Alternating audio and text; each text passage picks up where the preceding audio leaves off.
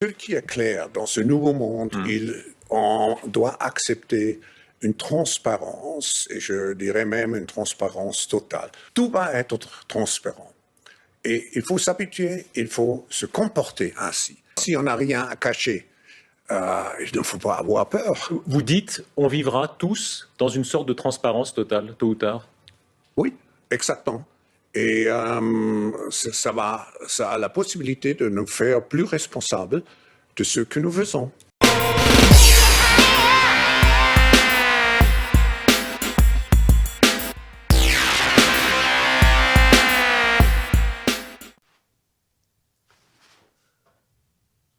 Voilà, vous avez entendu Klaus Schwab, président du WF, le World Economic Forum, en 2016, expliquant que le droit à, comment dirais-je, à la privacité n'existe plus. Que si l'on n'a rien à se reprocher, il faut être transparent, totalement transparent. C'est-à-dire que si vous écrivez une lettre, autant l'envoyer ouverte pour que tout le monde puisse la lire. On est arrivé aux mêmes méthodes que ce qui se produit dans les prisons, où tout le courrier qui rentre est lu et tout le courrier qui sort est lu aussi. Mais pour les parties, comment dirais-je, actuelles au niveau électronique, etc.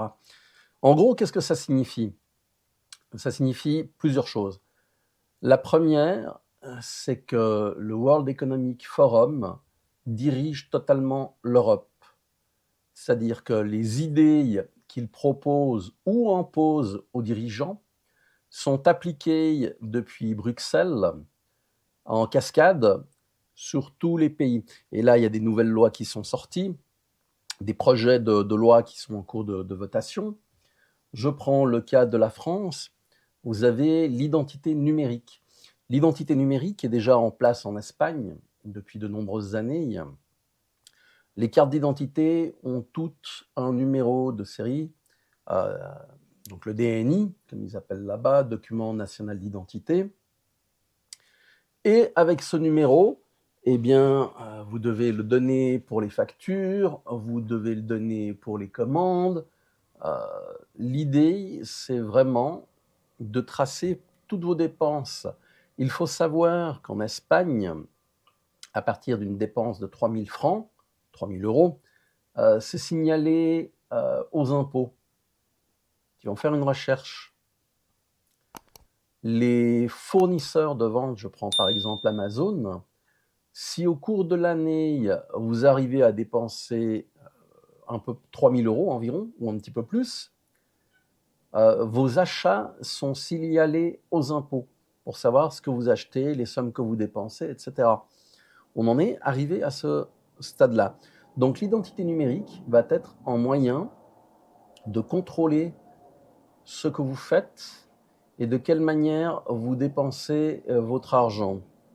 À l'heure actuelle, en France, a été mis en place le système avec la facturation, où à chaque fois qu'une facturation est faite, il faut envoyer l'information aux impôts pour qu'ils sachent exactement ce que vous avez gagné ce jour-là, même s'il s'agit d'un chiffre brut.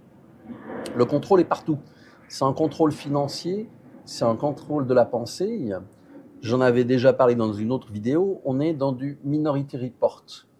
C'est-à-dire que l'on vous prend pour coupable pour une idée que vous pourriez avoir, même si vous ne la mettez pas à exécution. Voilà le genre de liberté, le genre de monde dans lequel nous entrons. Alors, il faut savoir qu'à Bruxelles, le projet de loi qui s'appelle SCAR a été voté. Il a été voté aussi en Angleterre, même si l'Angleterre a fait le Brexit. Les chambres ont accepté un texte de loi qui interdit le cryptage.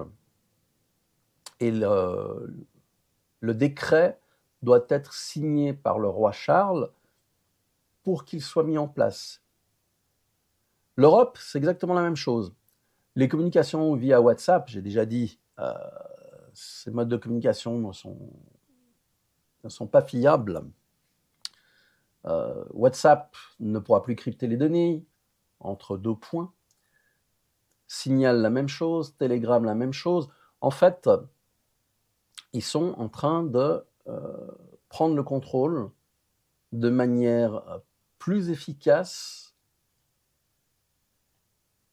pour pouvoir détecter des cas de rébellion.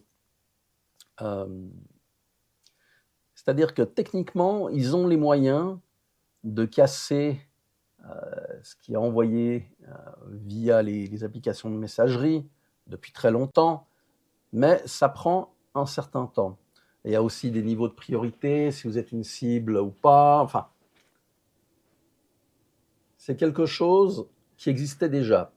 Simplement, pour simplifier le travail, vu la masse de gens qui utilisent ces logiciels, en supprimant le cryptage, on a des ordinateurs derrière qui sont connectés chez les fournisseurs d'accès Internet, une fibre optique, et tout ce qui passe est filtré par des machines spécialisées qui vont pouvoir sélectionner donc des messages, des emails, tout ce que vous faites par rapport à des mots-clés, mais aussi par rapport aux gens qui vous entourent.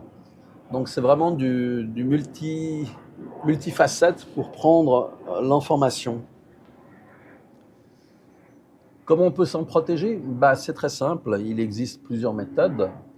Si vous avez des informations à communiquer, eh bien, vous les communiquez dans un endroit où vous êtes uniquement avec les personnes concernées et sans téléphone de préférence dans la nature. Parce que comme ça, il est difficile de vous suivre, d'avoir un micro-canon dirigé vers vous, vous allez le repérer normalement. Sauf si c'est des opérations très bien montées. L'idée, c'est de ne pas faciliter la tâche. Il faut bien comprendre que l'on rogne totalement sur nos libertés. On n'a plus le droit de penser, on n'a plus le droit de dire ce que l'on pense, on est obligé de faire ce que Bruxelles et les gouvernements corrompus disent. À un moment donné, ils le savent. Cela va entraîner des rébellions. Mais ils essayent de contrôler. À l'heure actuelle, les gens qui s'intéressent au survivalisme, je reprends les statistiques du site internet du forum que je gère, en gros, on va dire 5% des gens s'y intéressent, plus ou moins. Dans ces 5%, on va dire il y a un 3% qui participe. Et dans ce 3%, il y a 3% de gens qui font vraiment des démarches pour être prêtes en cas de problème, de rupture d'approvisionnement, face à un événement imprévu tout simplement, face aux aléas de la vie. Donc 3% de 3% de 5%, c'est négligeable. Ça ne présente pas un risque. À l'époque, ça veut dire aux environs des années 2010, je parlais déjà sur le forum du fait qu'il fallait crypter les communications, les messages qu'on s'échangeait, tout ce qui était sensible, et on m'avait rigolé au nez. Par chance, j'avais commencé le développement d'un logiciel qui est utilisé à l'heure actuelle par un pays pour communiquer avec ses ambassades. Et ce produit est vraiment, je dirais, efficace, utilise des technologies différentes. C'est comme tout, on peut peut-être le casser, mais j'ai de forts doutes. Je ferai une vidéo spécifique sur le sujet parce que je vais peut-être le mettre en disponibilité pour la plupart des gens, éventuellement contre un abonnement par année, je sais pas encore, il faut que je creuse. Le fait est que Si vous devez communiquer, eh ben, vous pourrez communiquer en utilisant des livres anodins, une Bible par exemple. Dans la Bible, vous prenez le même exemplaire d'un côté ou de l'autre, et puis vous savez que tel jour correspond à telle page.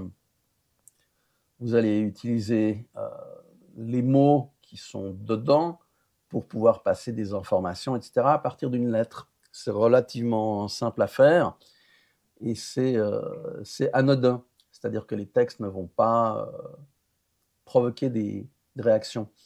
Donc le courrier, on sait, le courrier physique avec des enveloppes, on sait comment ouvrir, refermer.